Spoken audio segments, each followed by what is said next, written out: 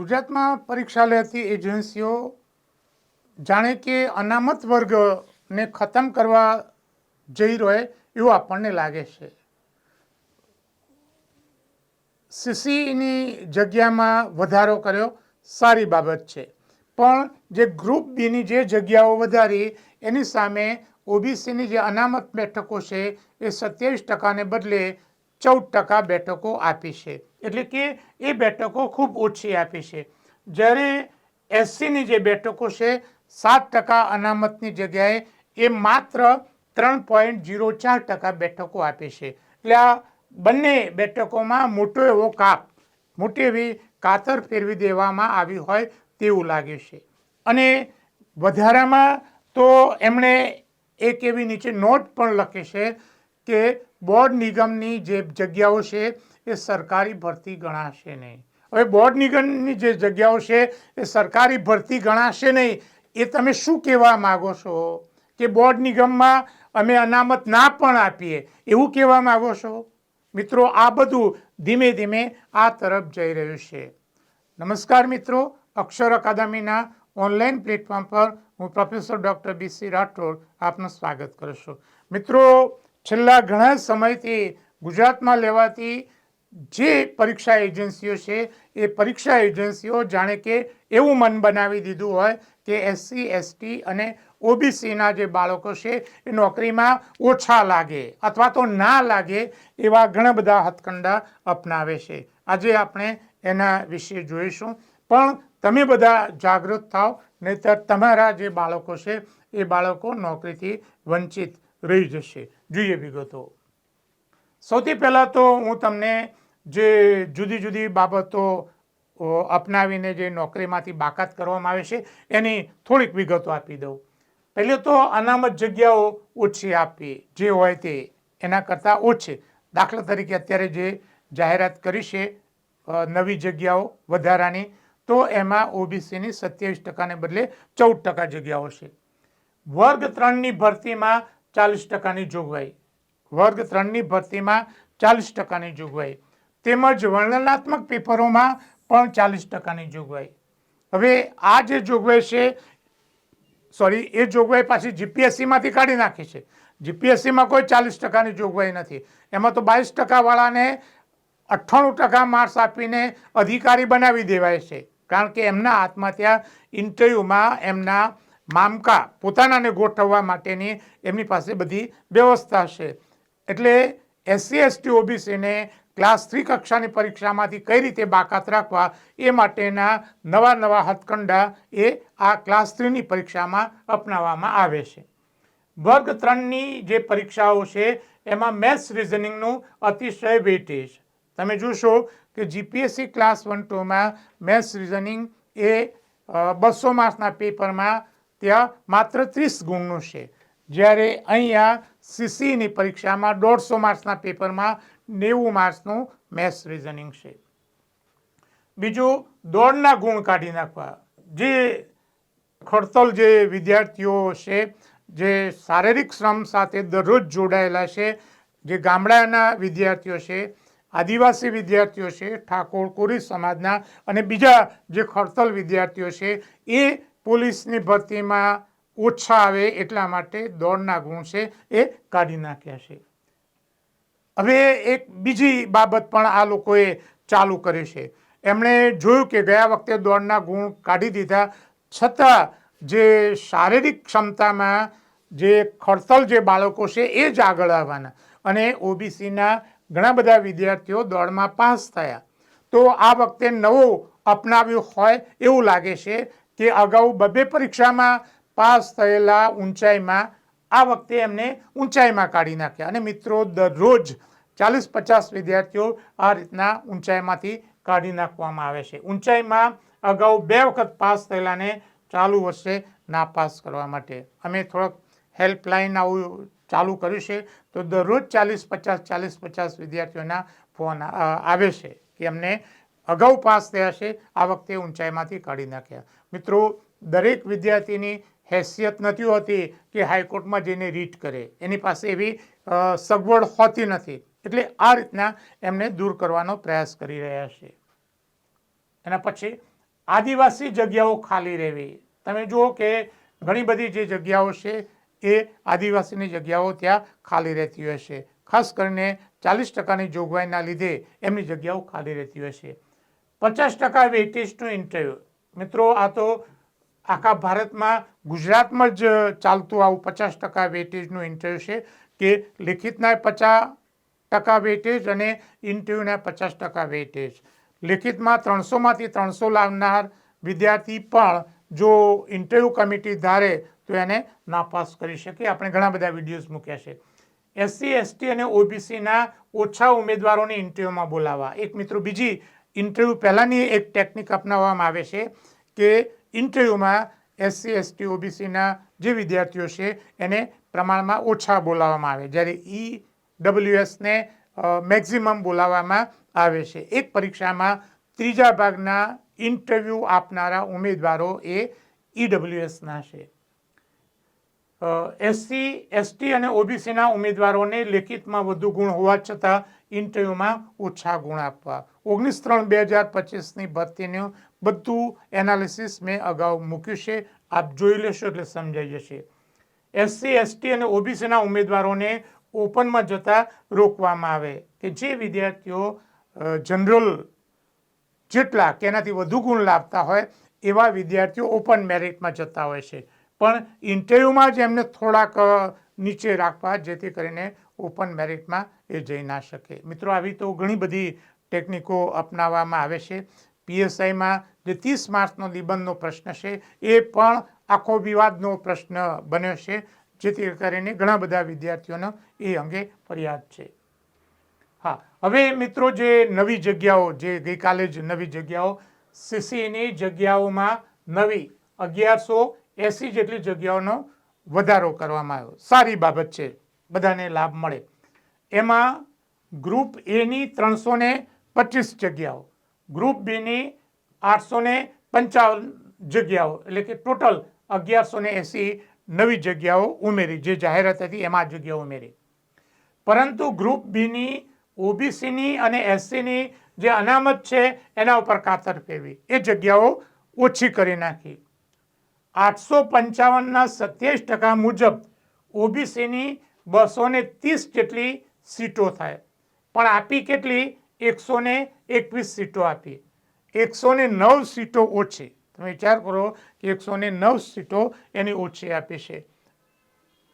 અને ટકાવારી કેટલી? ટકાવારી તમે જુઓ 14.15%. 27ના બદલે 14.15% સીટો ફાળવી છે.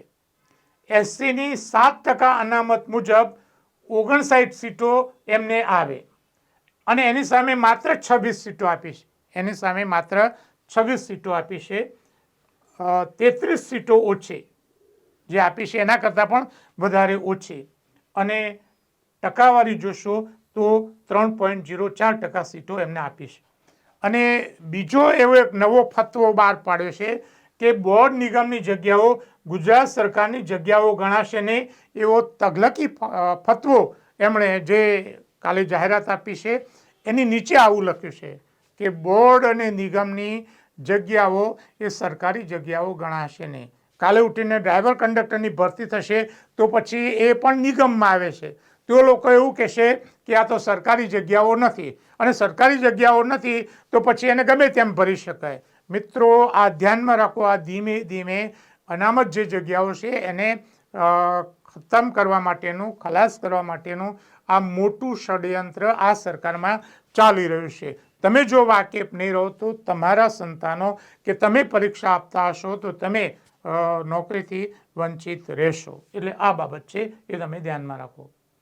બીજું કે જે અનામત સીટો ફાળવવામાં આવે છે એમાં સૌથી વધુ જો નુકસાન થતું હોય તે OBCને થાય છે, કારણ કે એમને જે 27% પ્રમાણે જે સીટો છે એ સીટો ફાળવવામાં આવતી નથી. અહીંયા મેં કોઠો મૂક્યો છે. આજની જે વિગતો છે એ સિવાયની આ વિગતો છે. જોઈએ કેટલી ઓછી સીટો ફાળવી છે. GPSC 1-2 2019-20ની જે ભરતી છે, જગ્યાઓ છે ટોટલ 120. 27% પ્રમાણે OBCના ફાળે આવે 32, પણ જગ્યાઓ કેટલી આપી છે? 19, 13 જેટલી ઓછી. તમે વિચાર કરો કે 13 જેટલા વ્યક્તિઓને ઓબીસીમાં અધિકારી બનતા અટકાવ્યા અને ટકાવારી કેટલી? 27ના બદલે 15.83%. જીપીએસસી 1-2 2021-22 જગ્યાઓ છે 102. હવે 27% પ્રમાણે 28 જગ્યાઓ થાય, પણ ફાળવી કેટલી? 23, 5 ઓછી. ટકાવારી થશે 22.54, 27%ને બદલે. પોલીસ ભરતી 2024-25 12,472 ટોટલ જગ્યાઓ છે. કેટલી ફાળવવાની થાય? 3,367. આપી કેટલી? 2,992. 375 જેટલી જગ્યાઓ ઓછી. 375 જગ્યાઓ ઓછી. ટકાવારી થશે 23.98, 27% પૂરી થતી નથી. પોલીસ ભરતી જે 2025-26ની ભરતી છે, આર્મી સત્ર જે ચાલુ છે, 13,591. અનામત જગ્યાઓ થશે 3,669. ફાળવી છે કેટલી? 3,417. 252 ઓછી. અને તમે ટકાવારી જોશો તો 25.14%. ધોરણ 1 થી 5ની શિક્ષકોની જે ભરતી છે, 4,303 કુલ જગ્યાઓ છે. 27% પ્રમાણે 1,161 જગ્યાઓ થાય, પણ ફાળવી છે કેટલી? 693. 468 જેટલી જગ્યાઓ ઓછી. આટલા શિક્ષકો ઓછા. અને ટકાવારી મિત્રો જુઓ કે માત્ર 16.10%. 27ના બદલે 16.10%. એટલે આ જે બાબત છે એ તમે જુઓ. એના પછી ધોરણ 6 થી 8ના શિક્ષકોની ભરતી 4,502. 27% પ્રમાણે અનામત થશે 1,215. 1,215. ફાળવી છે કેટલી? 693. 522 જેટલી જગ્યાઓ ઓછી. તમે મિત્રો વિચાર કરો કે આ 1 થી 5 અને 6 થી 8માં ઓબીસીની 1,000 જગ્યાઓ ઓછી ફાળવી છે. ટકાવારી થશે 15.39. ટકાવારી 15.39. અને કેટલાક જે સમજ્યા વગરના લોકો વર્ગીકરણની જે વાત લઈને નીકળ્યા છે કે 27%માંથી વર્ગીકરણ, પણ તમને જગ્યાઓ તો 15% આપે છે. પહેલા એનો તમે વિચાર કરો. ગ્રાન્ટેડ માધ્યમિક શાળાઓની જે ભરતી છે એમાં 3,557. 27% પ્રમાણે 960 થાય, પણ જગ્યાઓ આપી છે 825. એટલે અહીંયા પણ 135 જેટલી જગ્યાઓ ઓછી. એટલે લગભગ 1,100-1,200 જેટલી જગ્યાઓ શિક્ષકોની ઓછી. 23.19%. એના પછીની જોઈએ ગ્રાન્ટેડ ઉચ્ચ માધ્યમિક શાળાઓના શિક્ષકોની ભરતી 11-12 3,994. 27% પ્રમાણે થશે 1,078. અને ફાળવી છે કેટલી? 562. 516 ઓછી જગ્યાઓ.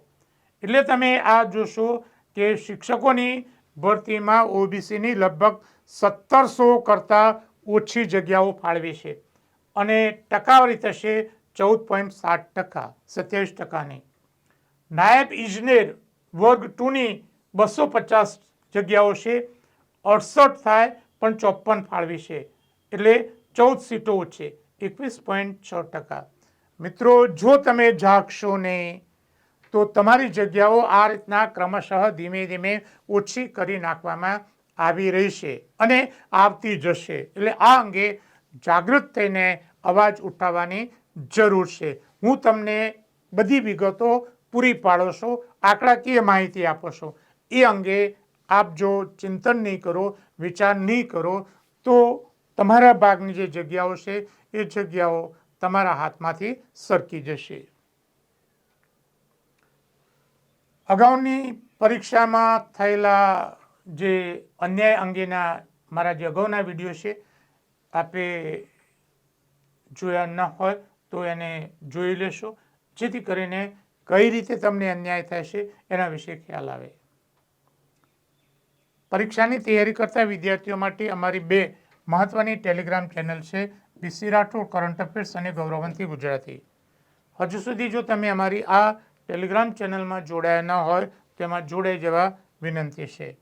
વધુમાં અમે અમારું મેટર ઇન્સ્ટાગ્રામ અને ટ્વિટર ઉપર શેર કરીએ છીએ, તો મારા બંને પ્લેટફોર્મને ફોલો કરવા વિનંતી છે.